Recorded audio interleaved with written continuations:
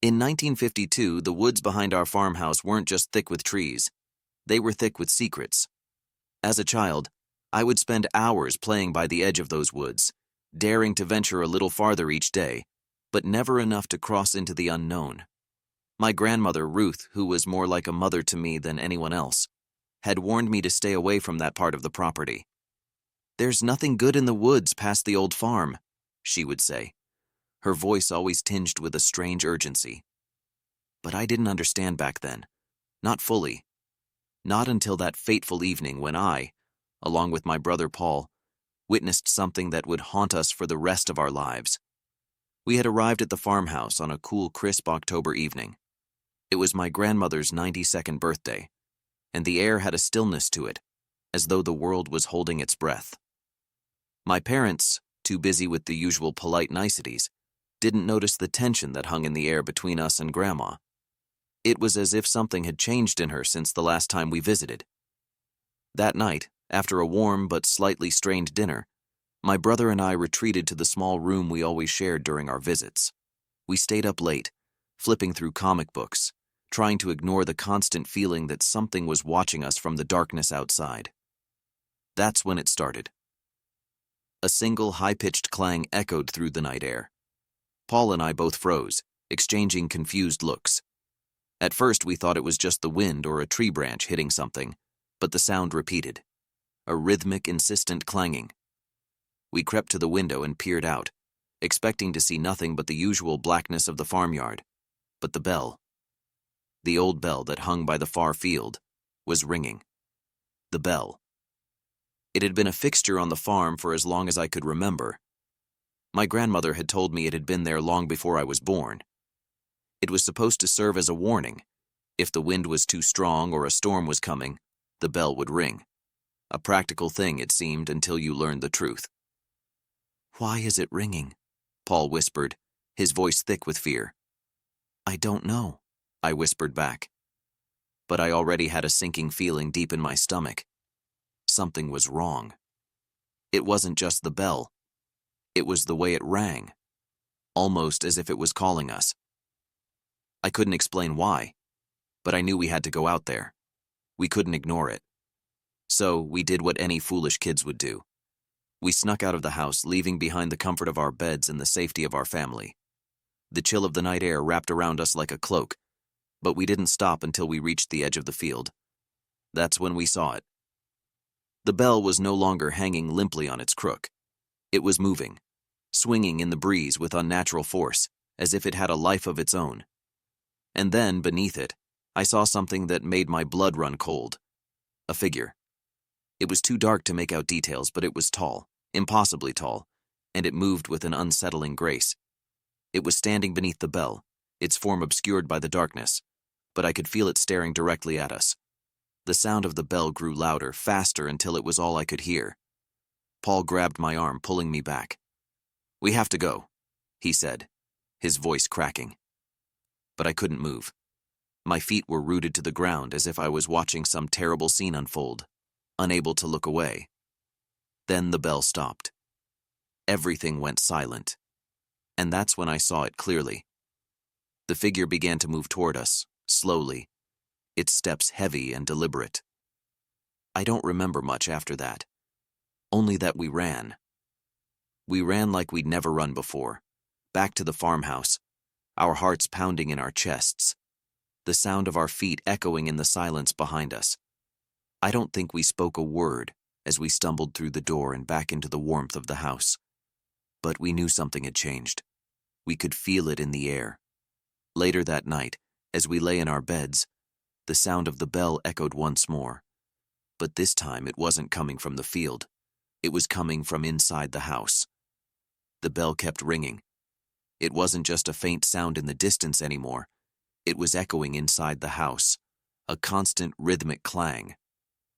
My heart thudded in my chest as I lay in the dark, the sound vibrating through the wooden floors beneath me. I could hear Paul breathing heavily beside me, both of us too terrified to speak. I tried to tell myself it was nothing, that maybe it was just the wind.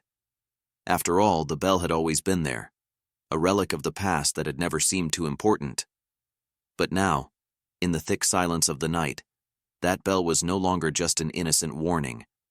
It was a sinister signal, like the heartbeat of something much older and darker than I had ever imagined.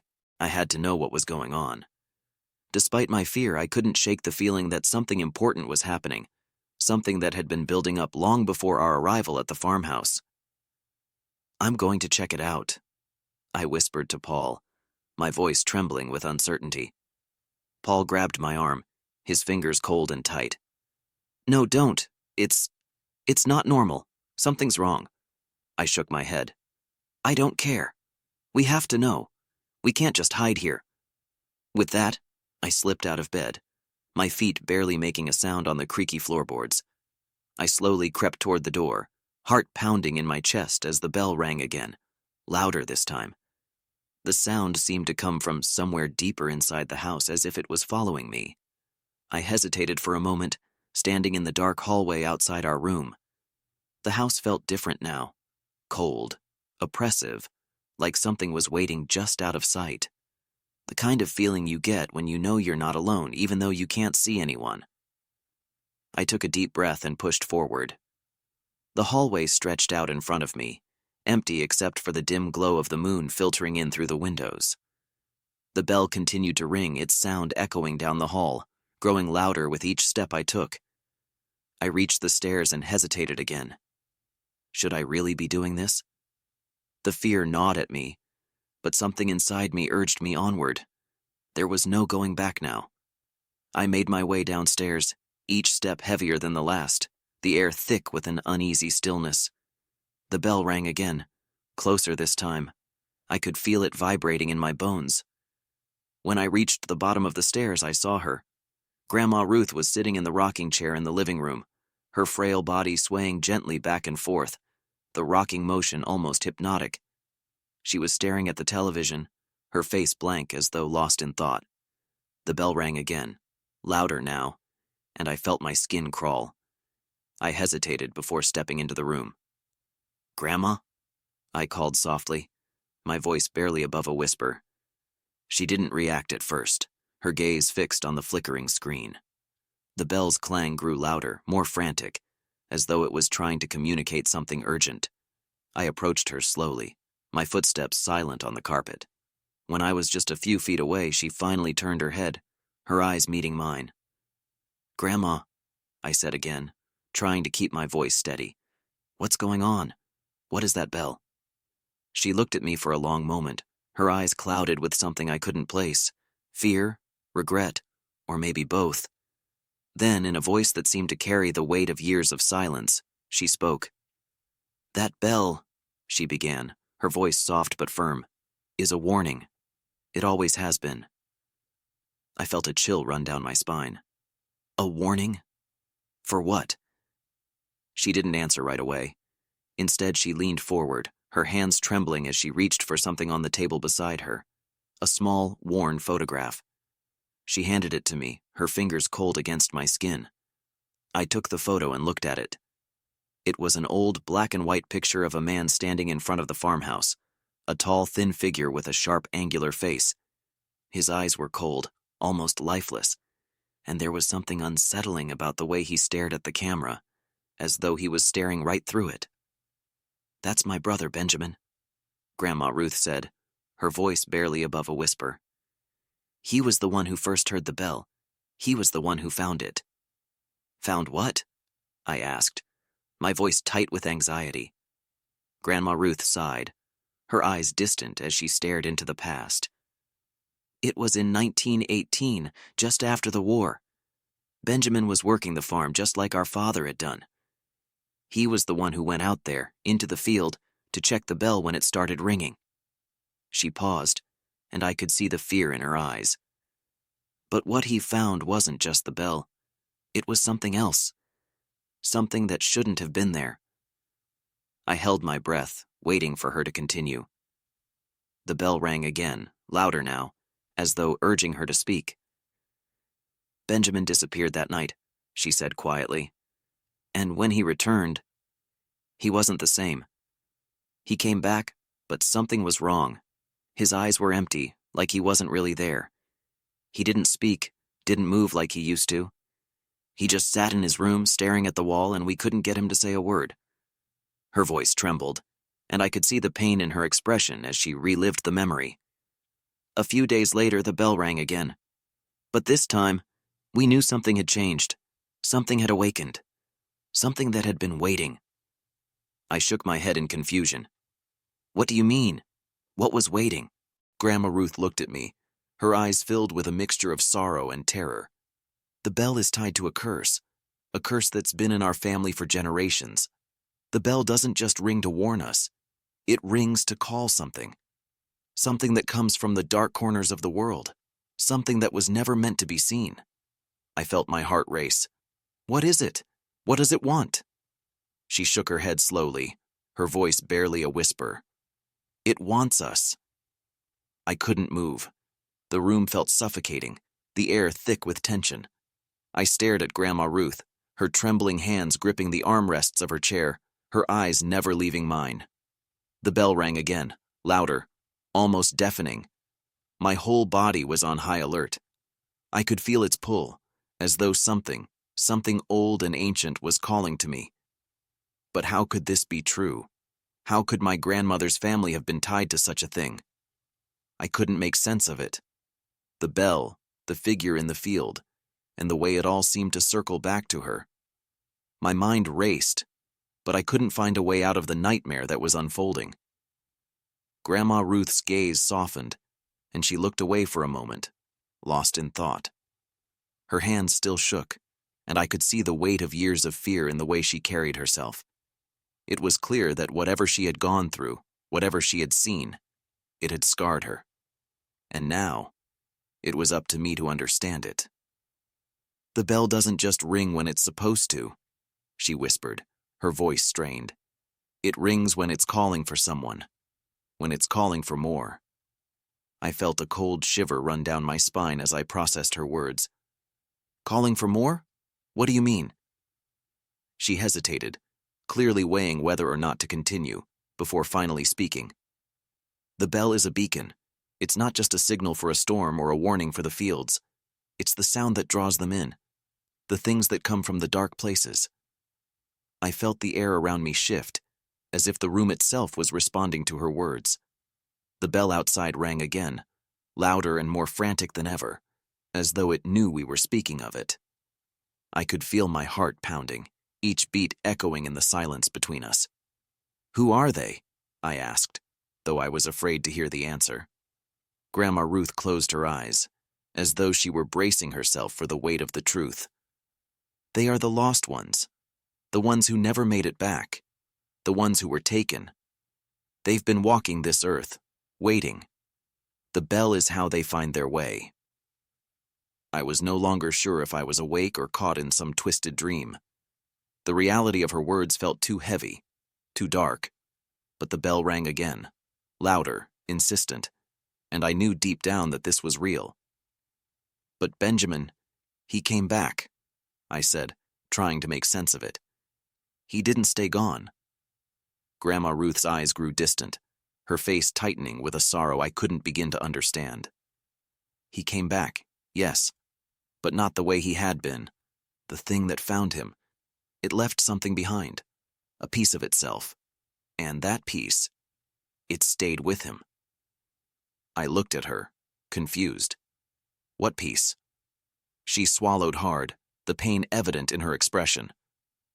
The curse. It's passed down through generations. Benjamin wasn't the first one to be chosen, but he was the one who made the mistake of going out into the field to check the bell. He triggered it, and after that, the bell would never stop ringing, not until it had called us all. I shook my head, struggling to comprehend what she was saying. But why? Why did it happen to your family? The curse isn't about why, she replied, her voice quiet but filled with a strange finality. It's about what comes after. It's about the things that follow the bell. And they don't care about who's next. They'll take what they want. Suddenly the bell stopped. Just like that, the sound cut off, leaving only silence in its wake. The hairs on the back of my neck stood on end as I waited for something, anything, to break the tension. But there was nothing. What happens when it stops? I asked, my voice barely a whisper. Grandma Ruth didn't answer right away. Instead, she glanced toward the door, her expression hardening as if she were preparing for something. Then, in a voice that trembled with a mixture of fear and resignation, she spoke. When the bell stops ringing, it means they've found someone. They've found their next victim. I stood frozen, my mind struggling to grasp the weight of her words. And when they find someone, what do? Grandma Ruth met my eyes, her gaze full of a terrible knowledge. They take them. They take them out into the fields, and they never return. I felt the blood drain from my face. What about Benjamin? I asked, suddenly remembering the photo of her brother. He came back, she repeated, her voice hard. But not the way he had been. He came back as a shell of who he was. And then, he left again. Not by his own will. He was taken, just like the others. A cold wind rushed through the room, and I felt the temperature drop. My breath came out in visible puffs as the silence deepened. Something was wrong. I could feel it in my bones, the way the air seemed to thicken, pressing in on me from all sides. Suddenly, the sound of footsteps echoed from the hallway. It was as though someone was walking toward the living room, slow and deliberate, their boots clicking against the wooden floors. My eyes darted to the door, but I couldn't see anyone. The footsteps grew louder, coming closer. I didn't dare move, my heart hammering in my chest as the shadows in the room seemed to stretch and twist. The bell, which had been silent for a few moments, began ringing again. Softly at first, then louder, filling the house with its clang. The footsteps stopped right outside the living room door. My grandmother's eyes flicked to the door, her expression unreadable. She didn't move, but I could see the tension in her face. "Grandma," I whispered, "what's happening? Who's out there?" She didn't answer. And then the door slowly creaked open. The door creaked open, but no one was there. I stared into the empty hallway, my mind racing to understand what was happening. The air was still, too still, as though time itself had frozen. The bell, still ringing, seemed to grow louder with every second. It felt like it was coming from all directions, vibrating through the walls, through the very ground beneath my feet. My chest tightened as I strained to hear anything over the deafening clangs. Then, from the corner of my eye, I saw something. A shadow, moving, just a flicker against the dim light filtering in through the window. It was quick, too quick to follow. My heart skipped a beat. I turned, eyes wide, but the room was still empty. My grandmother, Ruth, hadn't moved an inch, her eyes fixed forward, distant. It was as if she were no longer part of this world, her body here but her soul somewhere far beyond. I swallowed hard and took a step toward the door. The shadows, now deeper and more foreboding, seemed to grow taller, stretching into the hallway like dark fingers. I hesitated, my feet glued to the floor, but then the bell rang again, and this time it was deafening. The sound rattled my bones, shaking me to my core. "Grandma," I whispered urgently, but she didn't respond. The footsteps returned, closer this time as though they were right behind me. I spun around, but still there was no one. The silence that followed felt suffocating, but then I heard it. A low, guttural hum like a distant growl echoing from the depths of the farmhouse. The air shifted, growing colder. My breath came in short bursts as I backed away, my heart hammering in my chest. The coldness seemed to creep in from the walls, and suddenly, I felt like I wasn't alone anymore. Something was in the house with me, something that had been waiting for this moment. The bell rang one final time. Then, it stopped. I don't know why, but I felt the undeniable urge to leave, to run. But my feet refused to move, locked in place by an unseen force, as if the house itself was holding me captive. "Grandma," I whispered again. But this time, her eyes flickered to me, her gaze filled with a warning. "You mustn't go," she said, her voice hoarse, as though it had taken everything out of her just to speak. "They're here." I felt my blood run cold. Who? Who's here? Her face twisted in pain, her hands shaking as she clutched the arms of her chair. She opened her mouth to speak, but no words came. Then suddenly I heard a soft rustling sound from the doorway, the kind of noise that comes when something is moving through the darkness, unseen. I turned my head slowly, terrified of what I might see. There, standing in the threshold, was a figure. It was tall, almost impossibly so, its form shrouded in darkness. At first, I thought it was a trick of the light, but as it stepped forward, the shadows clung to it like a second skin, making it impossible to see any detail. The figure moved with an unnatural grace, its long, thin limbs stretching as it glided across the floor. There was no sound, no creak of floorboards underfoot, just the eerie hum that seemed to emanate from the thing. My heart raced, and I stepped back, my breath catching in my throat. "What is that?" I whispered, more to myself than anyone else. Grandma Ruth's expression had shifted to one of pure terror. Her hands were shaking violently as she gripped the armrest, her knuckles white. "It's here," she breathed, her voice barely audible. "It's come for you." The figure paused in the doorway, its head tilted slightly to the side as if considering us. The bell rang again, but this time the sound was coming from within the figure itself. A low, discordant clang reverberated through the room, a sound that made my skin crawl. Without warning, it moved toward me. I froze. Every instinct in my body screamed at me to run, to escape, but my legs wouldn't respond. The thing was closing in on me, its eyes hidden in the depths of its shadowed face, but I could feel it watching me, studying me. "Get away from it!" Grandma Ruth screamed, but her voice was drowned out by the bell's incessant ringing. I snapped out of my trance and tried to move, but my body refused to obey. The creature reached out, its long, bony fingers stretching toward me, and just as it touched my shoulder, a piercing scream tore through the air. It wasn't mine. The figure recoiled, and I spun around to see Grandma Ruth, her frail body trembling, her eyes wide with a mixture of grief and fear. She was holding something in her hand, a small rusted key. "Take it," she gasped, holding it out to me. "Take it and run. It's the only way." I didn't know what to do. My hand hovered over the key, but the creature was still there, its presence suffocating, like a cloud of darkness.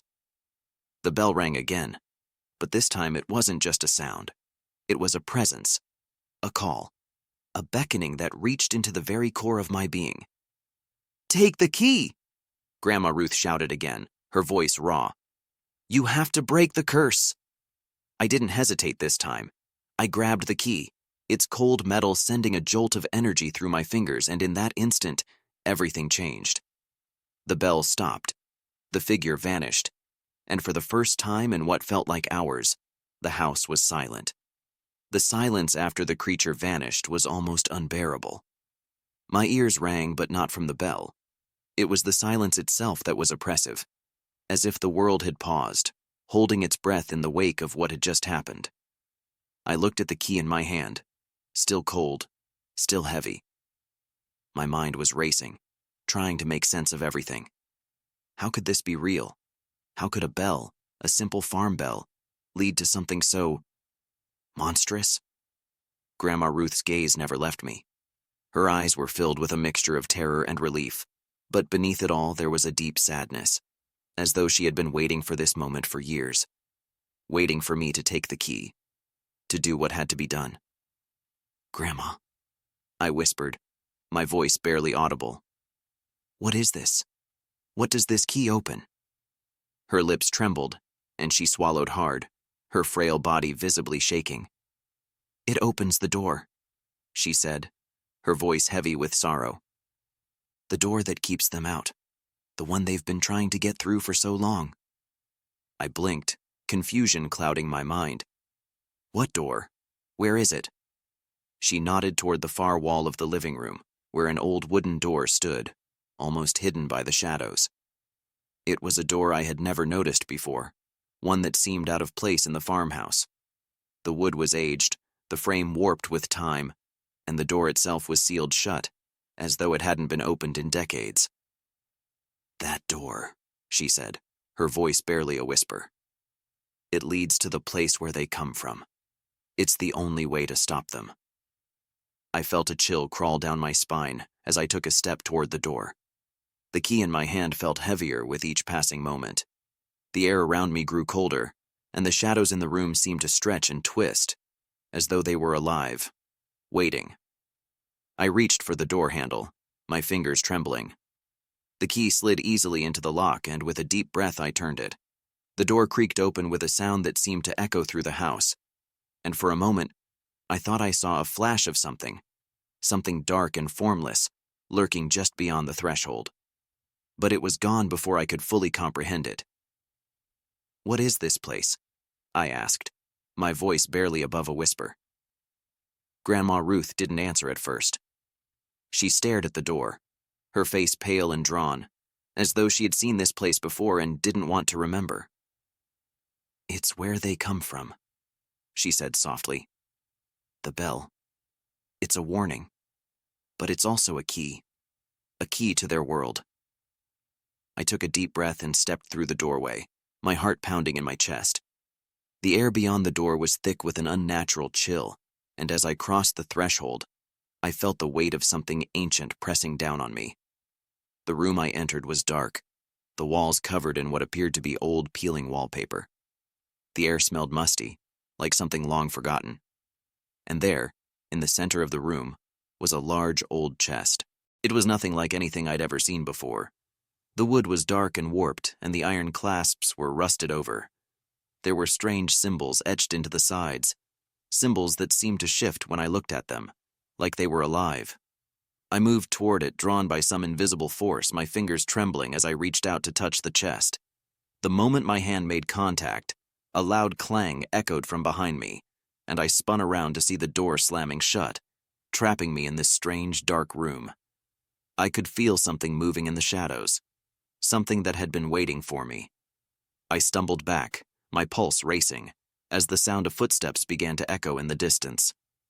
They were slow, deliberate, each step sending a shiver down my spine. And then I heard it, the unmistakable sound of the bell ringing once more. But this time it wasn't coming from outside. It was coming from inside the chest. I stood frozen in place, staring at the chest as it began to tremble, the sound of the bell growing louder, more frantic.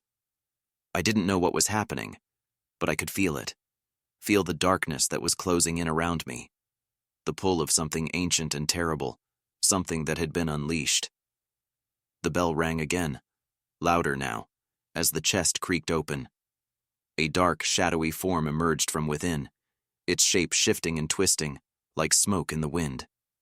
Its eyes, if they could even be called eyes, glowed with an unnatural light, and I could hear it speaking, though its words were a jumble of sounds, distorted and unintelligible. The bell rang one last time, and then the figure reached out toward me. The figure in the chest was no longer a shadow. It was something else, something living, something that had taken form. The air was thick with its presence, and the bell's ringing grew louder, as though it were calling to the creature, urging it closer. I tried to move, tried to run, but my legs felt like lead, paralyzed by fear. The bell's sound was like a pulse, beating in my chest, pushing me forward, forcing me to stay rooted to the spot. The creature reached out, its limbs stretching unnaturally long, covered in a slick, glistening blackness. Its fingers, no, its claws, were tipped with sharp, jagged points, gleaming like knives in the dim light. The room around me seemed to blur, the shadows closing in, as though the very walls were breathing in time with the bell. "Grandma!" I screamed, but my voice was swallowed by the oppressive silence that followed the bell's last toll. I turned toward the door, but it had disappeared. The hallway, the living room, everything was gone. I was trapped in this suffocating dark space with only the creature and the relentless tolling of the bell. The figure moved closer, its twisted shape shifting with each step, each movement like a fluid dance. It didn't walk, it glided, as though it were floating just above the ground. Its mouth, if it could even be called that, twisted open, revealing rows of sharp teeth glistening in the gloom. It spoke again, its voice a horrible cacophony of sounds, like an endless echo in my mind. I couldn't understand the words, but I could feel their meaning. It was calling me. It was hungry. It had been waiting for me. I took a step back, my mind racing for a way out, for a way to escape. The key. I still had the key in my hand, but the chest was the only thing left. The bell was still ringing, louder now, a force that seemed to shake the very foundation of the house. The bell wasn't just a warning. It was a part of this thing, part of the curse that had been placed on my family long ago. I reached for the chest, my hands trembling. The key slipped easily into the lock, and with a force that felt as though the entire house were groaning in pain, the lid of the chest flew open. And then I saw it. Inside the chest was a tangle of old bones, decayed and crumbling with age. But there was something else, something darker. A small, blackened stone sat at the bottom of the chest, its surface covered in strange markings. The stone pulsed with an eerie glow, and as I looked at it, I felt the power radiating from it, ancient, malevolent, and pure. This was the source. This was what had been calling to me. The creature's hands, its claws, reached toward the stone, but as it touched it, a horrible shriek filled the room, so loud it felt as though my ears were going to burst. The figure recoiled, its form shifting and warping, its eyes glowing brighter and brighter until they were blinding. I didn't know what to do, but I knew I had to act fast. I grabbed the stone with trembling hands, feeling its cold surface burn against my skin. As soon as I touched it, the ringing of the bell stopped. The oppressive weight in the room lifted, and for the first time since I had entered, I could breathe freely. The creature roared, a sound so primal and filled with rage that it sent a shockwave through the air. It lunged toward me, but before it could reach me, the stone in my hand pulsed again, and the figure vanished. The bell stopped. The room was still, eerily so. I stood there, breathing heavily, the stone still clutched in my hand. I looked around, and the dark, oppressive space seemed to dissolve, the walls shifting and melting until I was back in the farmhouse, back in the living room. Grandma Ruth was still sitting in her chair, her eyes fixed on me, though her expression had softened. She nodded slowly, as if she had known this would happen. "It's over," she said quietly. "You've broken the curse." I stood there, frozen, still trying to understand what had just happened. The bell had stopped ringing, the creature was gone, and the house, everything, was just as it had been before. But something inside me had changed. Something deep and unsettling had shifted in the world around me, and though the bell was silent, I knew it was only a matter of time before the darkness would rise again. Grandma Ruth looked at me, her face a mixture of sadness and relief. "You've saved us all," she whispered. "But remember, the bell will never stop. It will always ring. And someday, someone else will have to face it." I turned the key over in my hand, the weight of it heavier than I had ever felt. The bell had stopped for now, but the curse had never truly ended. And as I left the farmhouse for the last time, I couldn't shake the feeling that the bell would be waiting for me, calling, waiting for the next toll. The darkness had been silenced, but only for a moment.